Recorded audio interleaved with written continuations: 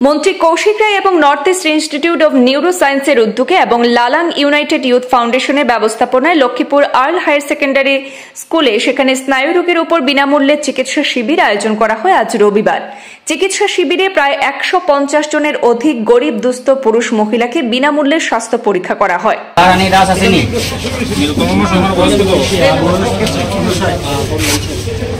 বিবারানি দাস আসেনি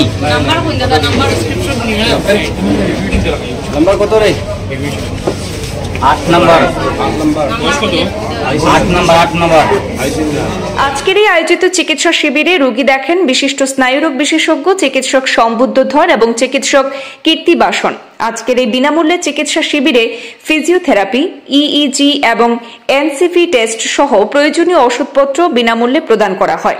আজকের এই স্নায়ুরোগের বিনামূল্যে চিকিৎসা শিবিরে অন্যান্যদের মধ্যে উপস্থিত ছিলেন মন্ত্রী কৌশিক রায়ের প্রতিনিধি লক্ষ্মীপুর পুরসভার পুরপতি Mrinal Kanti Das, ward commissioner Ajanta Deb, Earl higher secondary স্কুলের অধ্যক্ষ অবচিত চক্রবর্তী, শিক্ষিকা Gopa De, north east institute of neuroscience marketing manager Biswadeb, physiotherapist Mujahidul Islam এবং মাসুমা আক্তার, ফার্মাসিস্ট অ্যাসিস্ট্যান্ট, সেখানে বনু দেব সহ আরো অন্যান্যরা উপস্থিত ছিলেন।